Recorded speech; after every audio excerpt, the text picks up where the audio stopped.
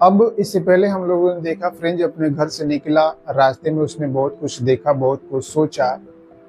इस सब के बाद वो अब स्कूल पहुंच चुका है अपने अध्यापक के पास। अब उसके आगे क्या होता है आओ देखा जाए। कह रहा है कि while I was wondering about it all। अब यहाँ से क्या होता है कि स्कूल बालक जब पहुंच जाता है अपने अध्यापक के पास, जब अपने सीट पर बैठ जाता है तो क्या होता है, अब ये कह रहा है कि while I was wondering about it all, अभी मैं इस सब के बारे में सोच ही रहा था। किस बारे में? यानी कि पीछे के लोग ऐसे क्यों बैठे हैं, इतना शांति क्यों है, ये अभी उसके मन में चल ही रहा था। तब तक क्या होता है, M Hamel mounted his chair, M Hamel अपनी कुर्सी पर बैठ जाते हैं।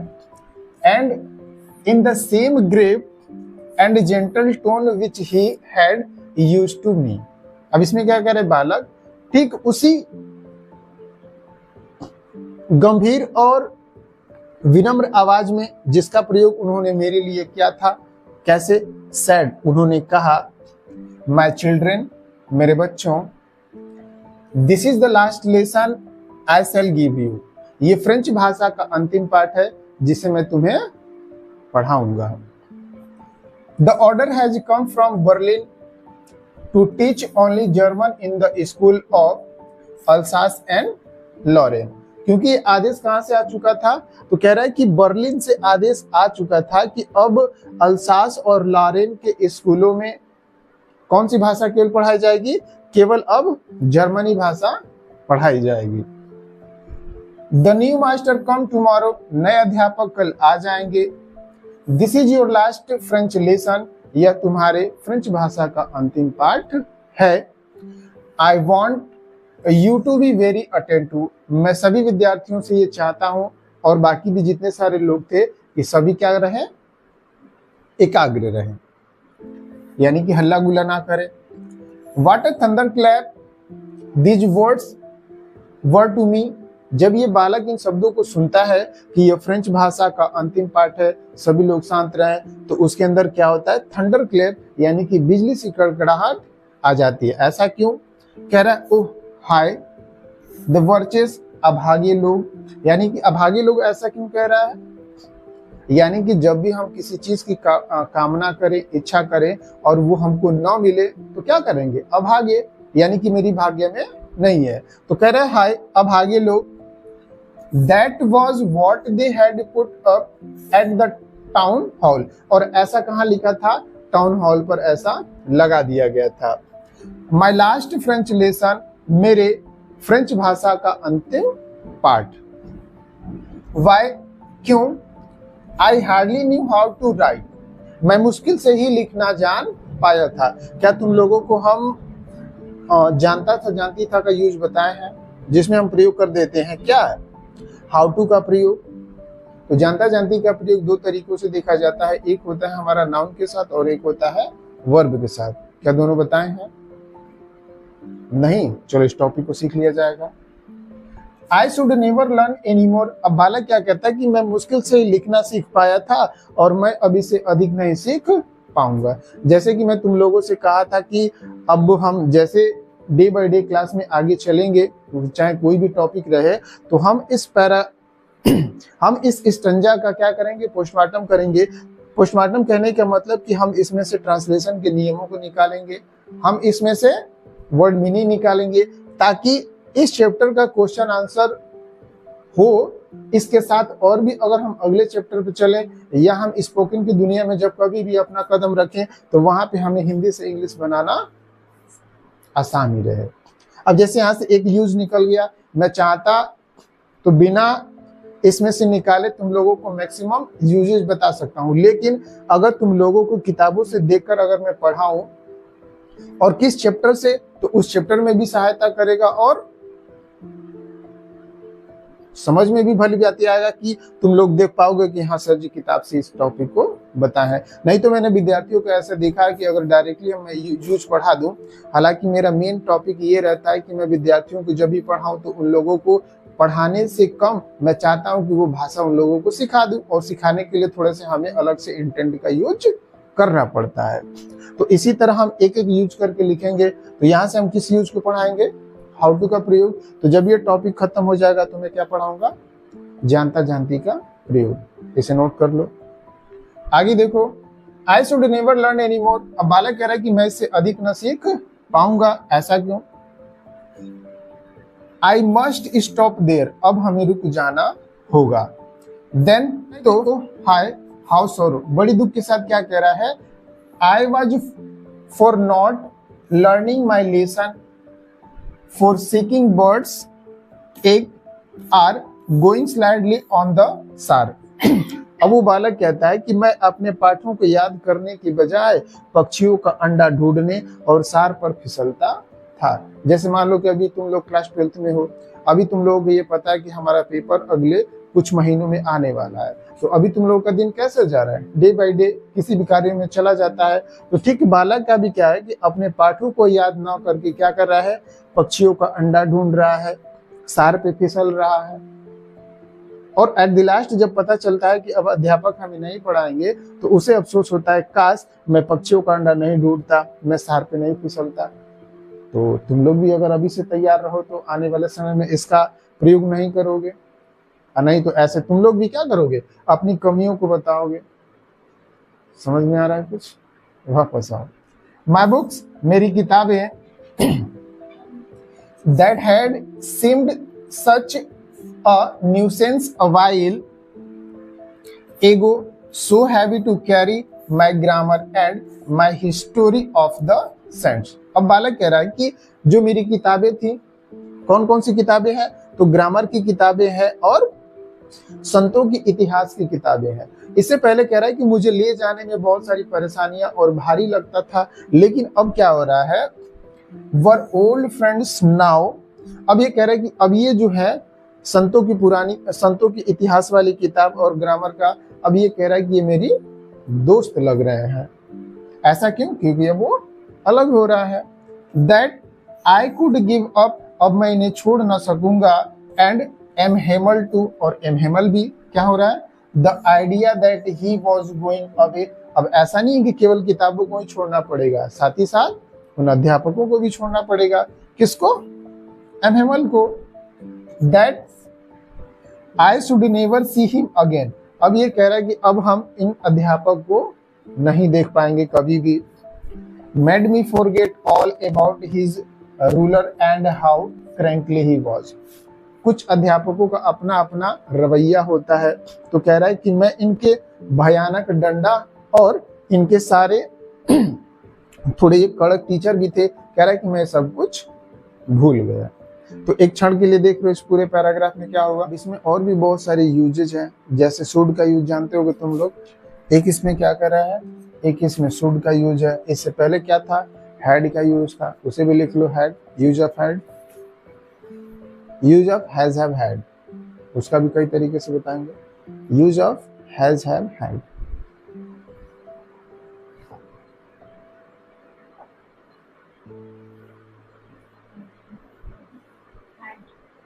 Use of has have had पढ़ा दिए, हाँ इसका पढ़ा दिए होंगे, वो तुम्हारे मॉडल में होगा ना, तो इसको पढ़ा दिए होंगे। आगे देखा जाए अगले स्टेंजे में क्या होता है, कह रहा कि पुअर मैन, गरीब आदमी। तो गरीब आदमी कौन है, अध्यापक के बारे में कह रहा है। It was in honour of the last lesson that he had put on his fine Sunday clothes. अब ये क्या कह रहा है कि जब वो क्लास में एंट्री करता है तो अध्यापक को अपना देखता है कि वे नए कपड़े क्यों पहने हैं, टोपी वगैरह क्यों पहने हैं। तो अब यहाँ से कह रहा है कि अंतिम पाठ के सम्मान में उन्होंने अपना रविवारी सुंदर कपड़ा पहना था। And now I understood why the old man of the village were sitting there in the back of the room. अब ये कह रहा है कि रूम के पीछे, जैसे कि अक्सर हम देखते हैं जब भी क्लास में बैठते हैं तो पीछे वाला सीट खाली रहता है, तो ये कह रहा है कि अब मैं समझ गया कि जो पीछे के लोग बैठे हैं गांव के, वे क्यों आए हैं। It was because they were sorry to that they had not gone to school more. अब ऐसा क्यों है? उन्हें भी बहुत दुख था। किस बात का? क्योंकि वे भी ज्यादा स्कूल नहीं गए थे। It was their way to thanking our master for his 40 years of faithful service and of showing their respect for the country that was there no more. अब ये पीछे क्यों बैठे हैं? इसके और भी कुछ कारण थे। अध्यापक शिक्षण में यानी कि उस स्कूल में अपने जीवन का लगभग 40 साल दिए हैं सेवा। तो ये जो गांव के जो लोग थे, इनका अपना देने का एक तरीका था क्या? धन्यवाद देना, रिस्पेक्ट करना। तो इसलिए उन्होंने उपस्थिति में आया और अपने देश के प्रति भी, जो कि अब उनका नहीं रहा क्योंकि वो तो अभी युद्ध में हार चुके हैं। आगे, वाइल जबकि आई was thinking all of this, अभी मैं इस सब के बारे में सोच ही रहा था। आई हियर्ड माई नेम कॉल्ड, मैं अपने नाम को पुकारे जाता हुआ सुना। यानी कि अब अध्यापक अभी सब कुछ चारों तरफ देख के सोच रहा है, समझ रहा है। तब तक क्या होता है कि अध्यापक उसका नाम लेते हैं और ये अपना नाम सुनता है। It was my turn to recite, अब मेरी बारी थी बोलने की। जैसे कि स्कूल आ जाते समय क्या हो रहा था? बच्चा डर रहा था। क्यों डर रहा था? क्योंकि अध्यापक उससे क्या बोले थे कि मैं तुमसे पार्टिसिपल का नियम पूछूंगा। तो वही कह रहा है कि it was my turn to recite, मेरी बारी थी बोलने की। What would I not have given to be able to say that dreadful rule for the participle all through very loudly and clear and without one mistake. अब इसमें क्या हो रहा है? बिना किसी गलती का पार्टिसिपल के भयानक नियमों को जोर जोर से पूरा बिना किसी गलती का बोलने के लिए ये हर एक चीज करने को तैयार था, लेकिन क्या बोल पाता है? आगे देखा जाए। बट लेकिन I got mixed up on the first word and stood there holding on to my desk. अभी होता क्या है बालक, पहले शब्द में क्या होता है? उलझ जाता है और डेस्क पकड़कर खड़ा रहता है। जब भी अध्यापक कोई पढ़ाते हैं तो उनके सामने क्या रहता है? डेस्क रहता है। तो उसी के सामने खड़ा होकर बता रहा था, लेकिन पहले शब्द में ही फंस गया और क्या होता है? वहीं पे खड़ा रह गया। माई हार्ट बीटिंग, उसका दिल धड़क रहा था। And not daring to look up, और उसमें क्षमता नहीं थी कि ऊपर वो मुड़ी उठाकर देख सके। छोटे बालक कभी भी क्या होता है, जब नहीं आता तो मुड़ी नीचे रहता है। या जब मैं कह दूं कि आज मैं तुम लोगों से कुछ पूछूंगा, तो जिसको डर लगता है तो मुड़ी नीचे रखेगा और जिसको पता है तो खड़ा रहेगा। लेकिन कुछ इसमें चतुर चालाक बालक भी होते हैं, कहता है कि अगर मैं मुड़ी नीचे करूंगा तो सर जी देख लेंगे, खड़ा कराएंगे। नहीं आता फिर भी कहेगा हाँ बताओ, हाँ मैं। तो ऐसा होता है, मैं ऐसा प्रयोग करता था क्योंकि जब 2-3 बार ऐसा हुआ कि जब अध्यापक बोले कि मैं पूछूंगा, तो 2-3 बार जब मुड़ी नीचे किए तो पकड़ में आ जाता, सब मुड़ी उठाए, हम नीचे किए हैं तो खड़ा हो जाओ। अब अगली बार से हम तैयारी। नहीं पता था, हाँ बोला, उनको लगता था आ रहा है, तो ऐसा होता है, तो नहीं खड़ा कराते थे। और अक्सर अध्यापकों का किस पे फोकस रहता है? जो मुड़ी रहता है।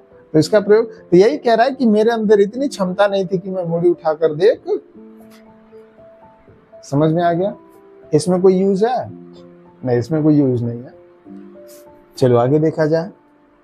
अब यहां से देखो क्या है कि टेंस और टाइम को पढ़ने से क्या क्या फायदा हो रहा है। कह रहा है कि while I was thinking all of, अब इसमें तुम्हारा टेंस था।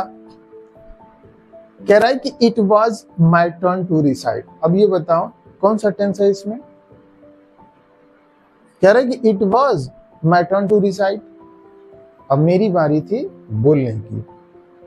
अब यहां से तुम देख पा रहे हो कि वाज का भी प्रयोग है, लेकिन यहाँ पे कहीं आईएनजी दिख रहा है। जैसे हमने देखा कि यहाँ पे वाज है, तो वाज के बाद वर्ब के फर्स्ट फॉर्म में आईएनजी जोड़ दिया, लेकिन यहाँ पे भी वाज है लेकिन कहीं आईएनजी दिख रहा है।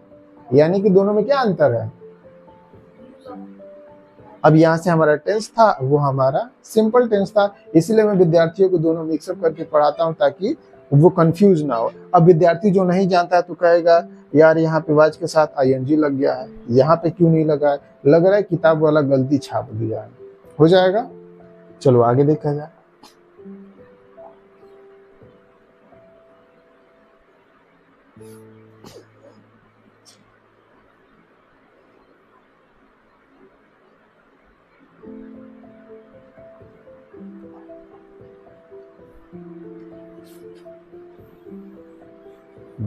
आगे क्या कह रहा है, आई हियर्ड एम हेमल से टू मी, मैंने एम हेमल को मुझसे कहते हुए सुना। अब हेमल इससे क्या कह रहे हैं, आओ देखा जाए।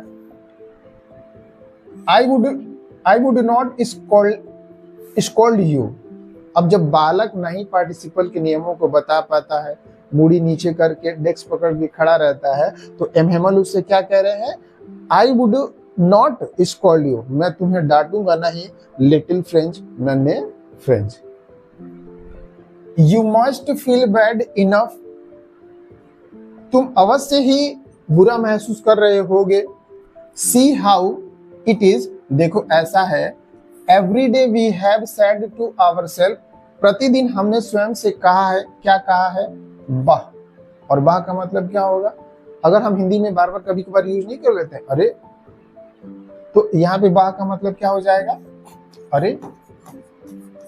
ठीक, I have plenty of time, हमारे पास ज्यादा समय है। अक्सर ये होता है कि अगर हमें किसी कार्य को करने के लिए ज्यादा समय मिल जाता है तो बार बार हम क्या करते हैं, जो काम हमें आज करना चाहिए हम उसे कल के लिए टाल देते हैं, क्या कहते हुए कि अभी हमारे पास ज्यादा समय है।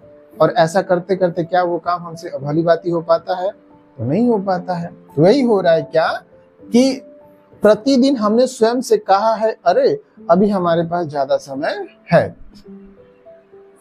आई शैल लर्न इट टुमारो, कल सीख लेंगे।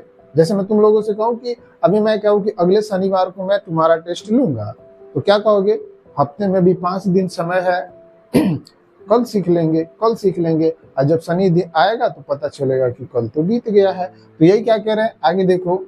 And now you see where we have come out, और तुम देख रहे हो कि हम कहाँ आ गए। एक एक दिन टालते हुए अब ऐसा दिन आ गया कि अब उनको तो पता नहीं था कि वार होगा, फिर ये सब कुछ छोड़ना पड़ेगा।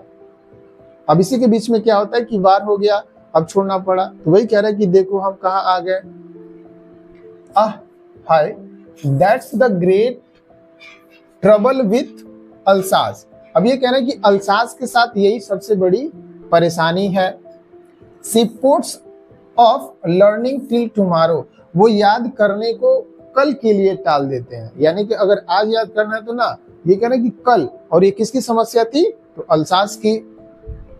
Now those fellows out there will have the right to say to you. अब यहाँ पे कह रहा है कि अब बाहरी लोगों के पास यह कहने को होगा। अब बाहर के लोग क्या कहेंगे हमसे, अब देखा जाए। How it is, ऐसे कैसे। You pretended to be Frenchman, तुम कहते हो कि तुम फ्रांसीसी हो। और जब भी कोई, अगर हम कहते कि हम भारतीय हैं, तो भारतीय हैं तो हम किन किन भाषाओं का प्रयोग कर सकते हैं, पहले हम हिंदी में बोल सकते हैं, फिर इंग्लिश में। लेकिन भारतीय होने का सबसे अधिक प्रमाणित क्या हो सकता है, जो भारत में अधिक भाषाएं बोली जाती हैं, तो सबसे पहले हमको हिंदी आना चाहिए। अगर मैं कहूँ कि मैं उत्तर प्रदेश का हूँ और मैं हिंदी नहीं जानता, तो ऐसे कैसे। तो वही कह रहा है कि ऐसे कैसे, तुम कह रहे हो कि फ्रांसीसी हो, and at you can neither speak nor write your own language, और नहीं तुम अपनी भाषा को बोल सकते हो और नहीं लिख सकते हो।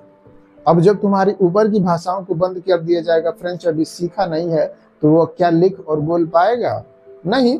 तो वही यहाँ पे कह रहा है, but you are not the worst, केवल तुम ही बुरे नहीं हो, पुअर लिटिल नन्हे French, we have all great deal to reproach ourselves with, हम सभी के पास ये कहने को कि बहुत सारी समस्याएं हैं जो हम खुद को दोषी कर सकते हैं। आगे देखो। Your parents were not anxious enough to have you learn, तुम्हारे माता पिता भी ऐसा नहीं है कि तुमको चाहते थे कि हमारा बालक पढ़े लिखे और आगे बढ़े, तुम्हारे माता पिता भी नहीं चाहते थे, उतना इच्छुक नहीं थे। They preferred to put you to work on farm or at mill so as to have a little more money. अब ये क्या कह रहा है कि वे तुम्हें पढ़ाने के लिए ज्यादा इच्छुक नहीं थे। वे किस चीज में ज्यादा इच्छुक थे, वे तुम्हें किसी फार्म या आरा मशीन पर काम करने के लिए भेज देते थे। ऐसा क्यों, ताकि वे अधिक पैसा पा सके। एंड आई, और मैं भी। अब पहले उनके माता पिता को ब्लेम करता है और फिर बारी आती है खुद को ब्लेम करते हैं। I have been to blame also, मैं भी दोषी हूँ। Have not often sent you to water my flower instead of learning your lesson, तुम्हें तुम्हारा पाठ याद न करा के मैं क्या करता था, तुम्हें कहाँ भेज देता था, फूलों में पानी देने के लिए। अब अध्यापक का काम क्या है कि उन लोग, जैसे तुम लोग आए तो मेरा काम यह है कि मैं तुम लोगों को पढ़ाऊं। तो वो क्या करते थे, जब बच्चे रहते थे तो कहते थे जाओ बालक पानी, थोड़ा फूलों में पानी दे दो।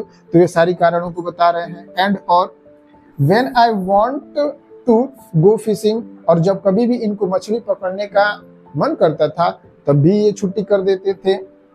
Did I not just given you a holiday, तो क्या मैं तुम्हारा छुट्टी नहीं करता था। इसका पूरा समरी देख लीजिए, इसमें कुछ है।